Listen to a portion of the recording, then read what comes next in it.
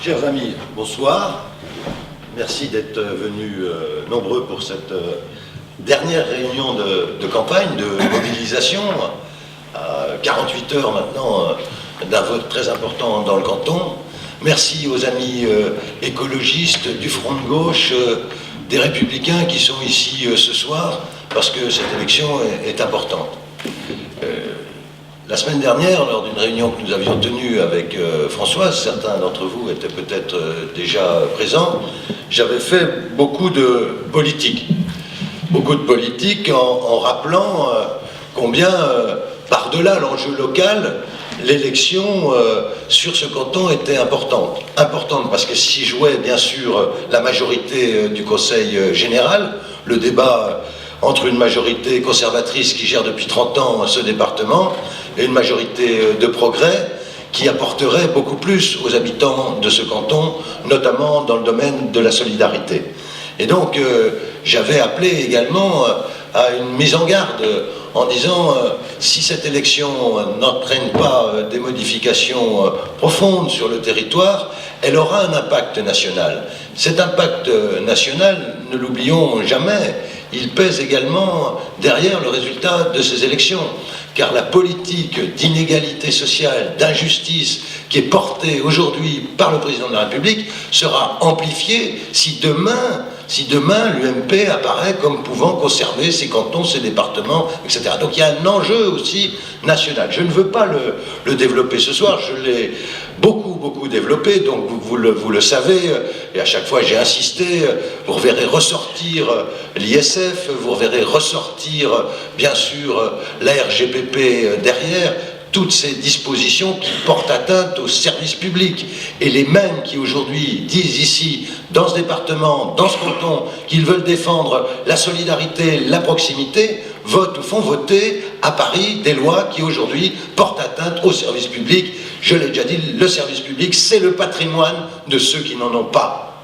Le service public, c'est le patrimoine de ceux qui n'en ont pas. Alors, bien sûr, ce qui les préoccupe, je l'avais rappelé, ce qui les préoccupe surtout en ce moment, c'est l'ISF. C'est ça leur problème.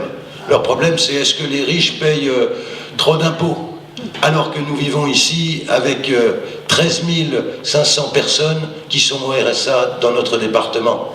Ça, ils n'en parlent pas. Si, ils en parlent justement un peu à la manière de Nicolas Sarkozy, pour toujours pointer le fraudeur derrière les dispositifs sociaux, pour mettre en cause les dispositifs sociaux. Et à chaque fois, c'est le même principe. Est-ce que vous croyez qu'il est normal, hein? Est-ce que vous croyez qu'il est normal qu'il y ait quelqu'un qui fraude? Est-ce que vous le croyez normal? Bien sûr que non.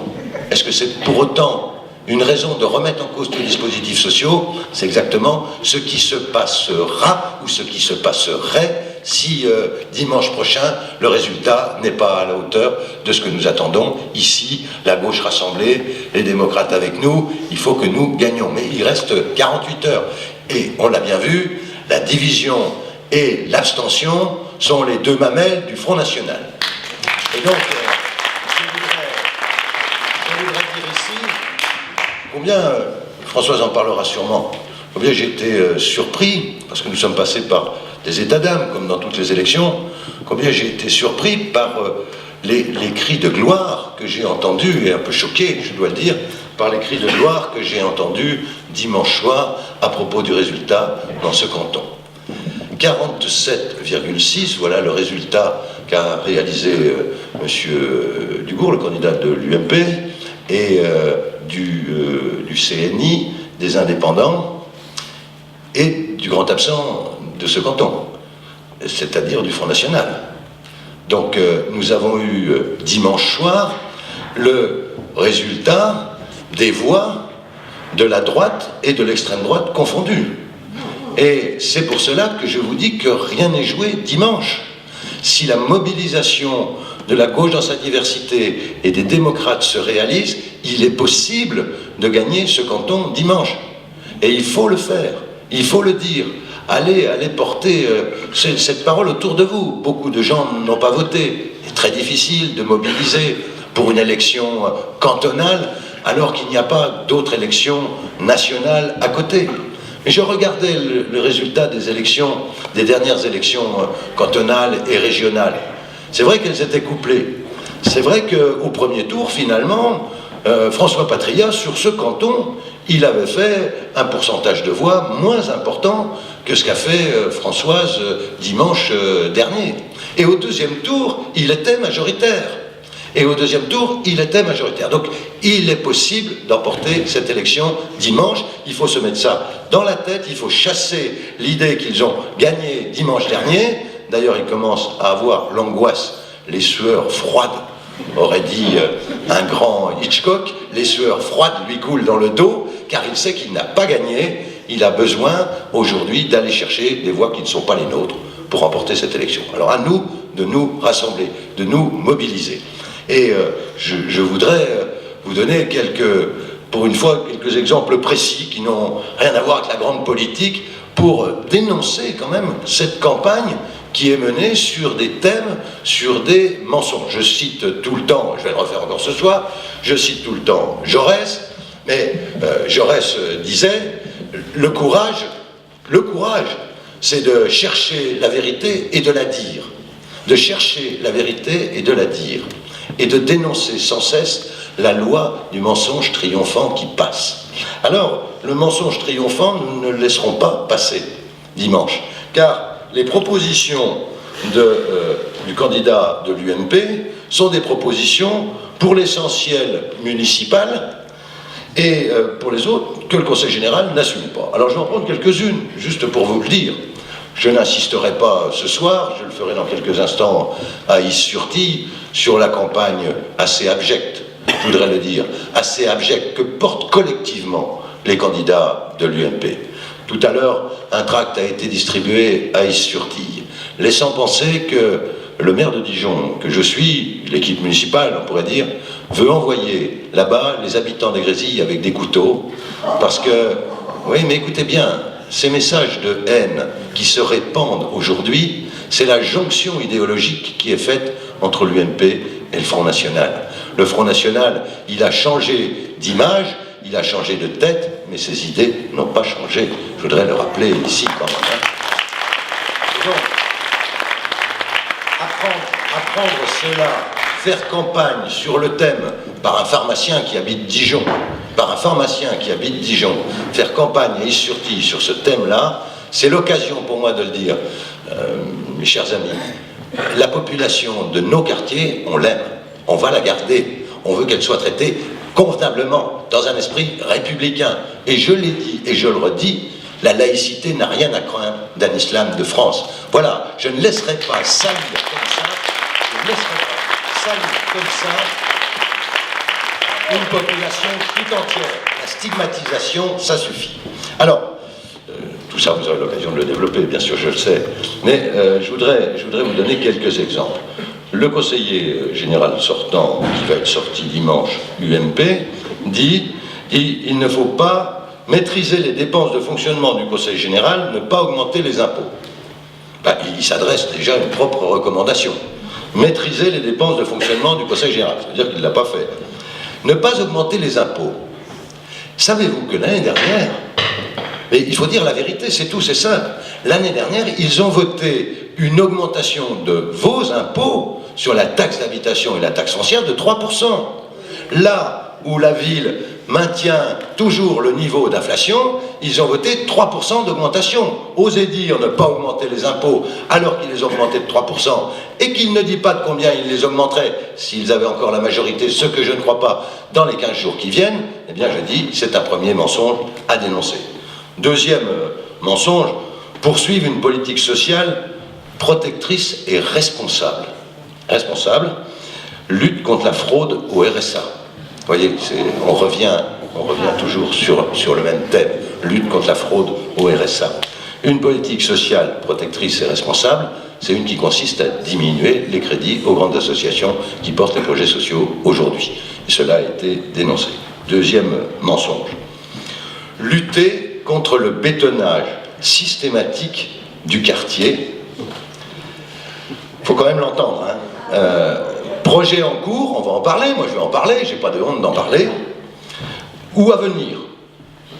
Aude-Montchapet, pour inquiéter les habitants du Haut-de-Montchapet, des fois qu'on ait envie de raser ces belles maisons, ces beaux immeubles du Haut-de-Montchapet. Il n'y a aucun projet. Il n'y a aucun projet dans les Hauts-de-Montchapet. Aucun. École de commerce. D'abord, elle s'appelle École supérieure de commerce. Oui, école de commerce, ça fait pour les commerçants dijonnais, mais c'est une école supérieure de commerce, ça forme des étudiants d'enseignement supérieur. École de commerce, oui, l'école de commerce veut déménager. Est-ce que j'y suis pour quelque chose? Est-ce que vous y êtes pour quelque chose? Non, ils veulent plus grand. Tant mieux s'ils y arrivent. Mais qu'est-ce que c'est que ces histoires? Ensuite, le bétonnage. Alors, la campagne qui a été menée, qui a nui à Françoise, je m'en veux un peu, cette campagne qui a été menée sur le quartier de la rue de l'Égalité, c'est une campagne politique au fond. C'est une campagne politique avec des gens sincères, qui ont été, pour certains, utilisés. Il y a là des garages abandonnés. Il y a là des sources d'insécurité, je le dis, avec des jeunes qui vont le soir boire, entre autres, des bières, éventuellement casser des voitures qui traînent, etc. Il y a là, est-ce qu'il faut garder, dans un quartier comme cela, de tels lieux abandonnés?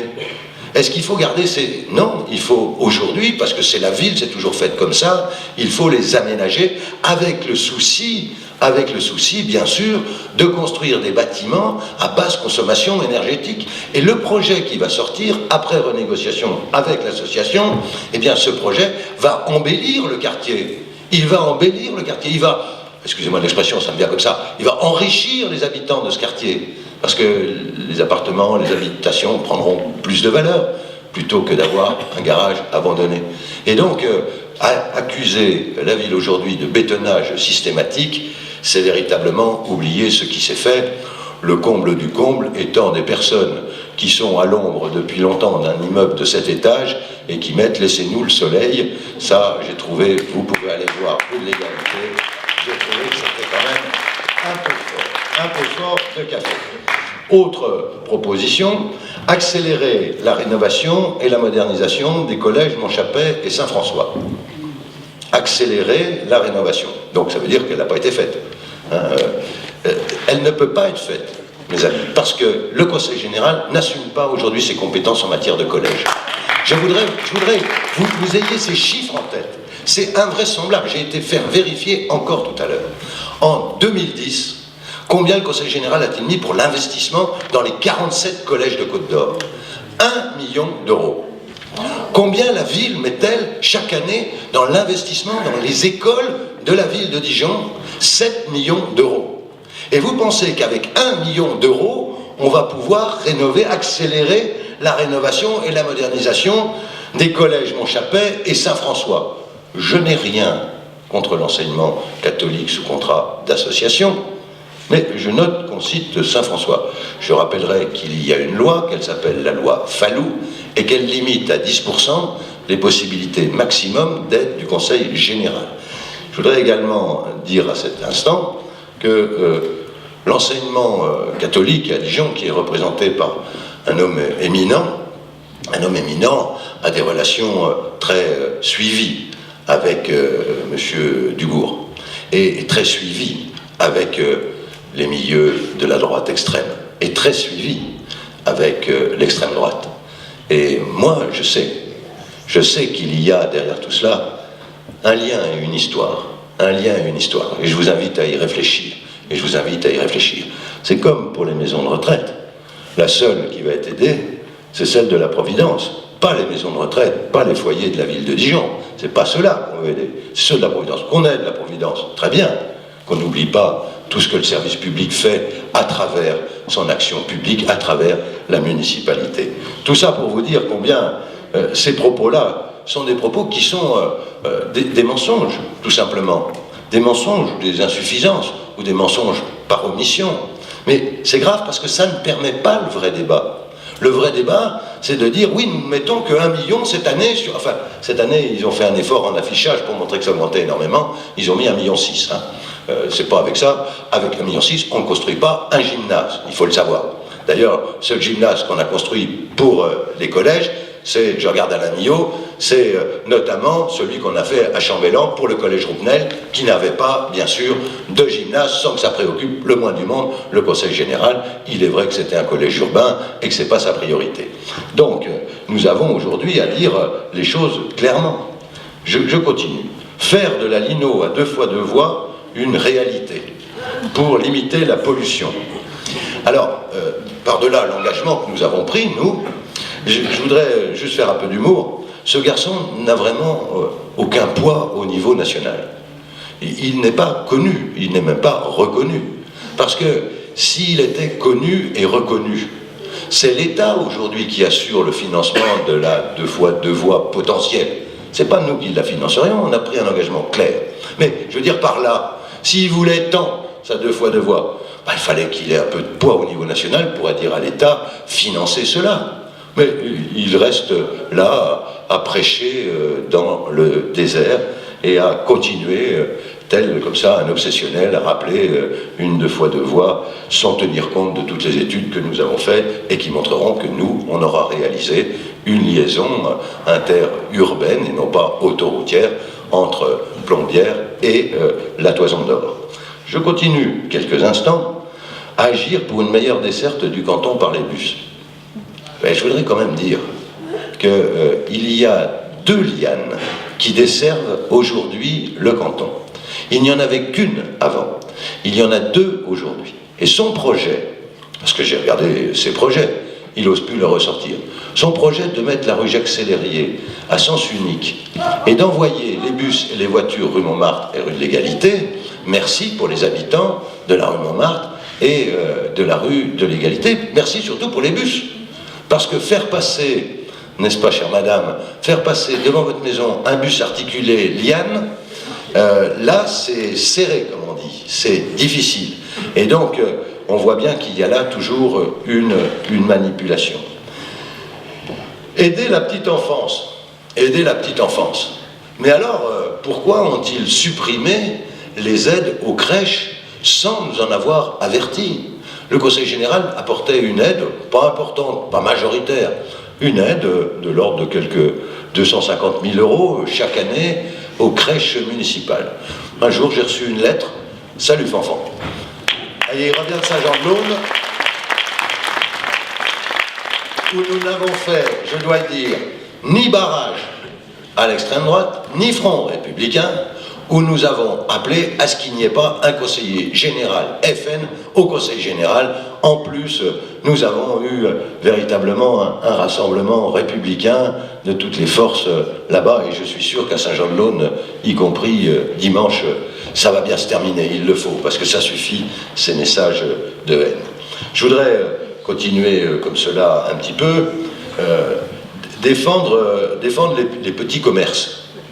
Bon, alors, il y a tout qui est mélangé, vous l'avez compris. Il y a du poujadisme, il y a de la démagogie, il y a du poujadisme, il y a de la démagogie dans les propositions qui sont faites. Comme si on ne portait pas, nous, des projets de petits commerces. Mais quand ils se sont opposés par tract, comme ils le font aujourd'hui sur la rénovation de la rue de l'Égalité, quand ils se sont opposés aux constructions de la rue de Jouvence, eh bien, ça l'a fait naître des petits commerces de proximité rue de Jouvence. Et aujourd'hui, et c'est la vérité, je sais qu'il y a des embouteillages, pas la peine d'en parler, je le sais, et on n'a encore rien vu, je le dis à chaque fois. Je sais qu'il y a des embouteillages. Et les commerçants, vous savez ce qu'ils disent dans ces quartiers? Il y a plus de monde qui passe devant nos commerces et il y a plus de monde qui s'y arrête. Et donc ça nous profite. Il n'y a pas besoin d'aller loin, il suffit d'aller au petit café rue Montchapet pour demander ce que je viens de dire, si c'est la vérité. Et donc vous avez là beaucoup de démagogie derrière ces propos. Et c'est ça qu'il faut dénoncer. En plus, j'ai entendu tout à l'heure avancer comme cela un certain nombre d'arguments, encore une fois, très déplaisants, très désagréables pour ceux qui agissent, pour l'équipe municipale. J'ai entendu dire que les travaux du tramway ont été repoussés après le 10 avril pour pas qu'ils se déroulent pendant la campagne électorale. Franchement, on voit qu'il sort pas beaucoup le garçon, hein, parce que je peux vous dire que des travaux, il y en a. Des travaux, il y en a. Et Et ce que nous présenterons le 10 avril, ça sera un plan de circulation, ou le 1er avril d'ailleurs, ça sera un plan de circulation définitif. Définitif parce que les travaux du tramway continuent, et il dessert pas le quartier, le tramway. Ben, de toute façon, il était contre, lui, le tramway. Alors, bon, pourquoi vous voulez qu'il desserve le quartier? Bon, enfin, on ne fait pas passer le quartier, on ne fait pas passer le tram devant toutes les maisons. Et d'ailleurs, des fois, après, ils reprochent qu'il y a un arrêt devant chez eux. Alors, ça arrive souvent avec le bus aussi. Donc, voilà ce que je voulais vous dire assez simplement. Il y a là des éléments encore qu'on peut porter. On a encore, combien? 2 jours, 48 heures autour de vous. Mais dimanche, ce qui va se jouer, c'est à travers la mobilisation. Car c'est vrai qu'il y a aujourd'hui une panne démocratique, pour dire la vérité. Il y a aujourd'hui une panne démocratique parce que ces élections cantonales découplées de tout, avec un gouvernement qui ne voulait pas en entendre parler. Je l'ai dit, allez sur le site du gouvernement, il n'y a même pas un mot sur les élections cantonales. Enfin, jusqu'à lundi, parce que si jamais ils gagnaient, vous pouvez être sûr qu'elles vont apparaître lundi dans les résultats. Rien sur les sites gouvernementaux, rien sur le site de l'UMP, pas de position claire sur le Front National, vous l'avez vu, hein, pour faciliter la jonction idéologique. Quelques voix qui se font entendre ici ou là, plus respectables, je dois le dire, mais c'est pas la ligne qui a été choisie. Nous, on veut le rassemblement des écologistes, de la gauche, des républicains, aujourd'hui, demain, pour mettre un frein, pour limiter définitivement ces propos de haine qui se véhiculent sans arrêt. Et surtout, pour préparer ce qui sera nécessaire demain, un changement politique, un changement de politique économique et sociale, un changement de politique économique et sociale, pour qu'il y ait enfin le retour de la justice sociale, de la justice fiscale, la fin des inégalités. On peut commencer dès dimanche au Conseil général. Alors, mobilisez-vous, mobilisez autour de vous, regardez bien, je suis sûr que vous connaissez 1, 2 ou 3 personnes de gauche qui n'ont pas été votées. Allez les voir, faites-les voter. Il faut que tout le monde vote dimanche, avec un sursaut comme celui de ce soir, je suis sûr que la victoire sera au bout. Merci.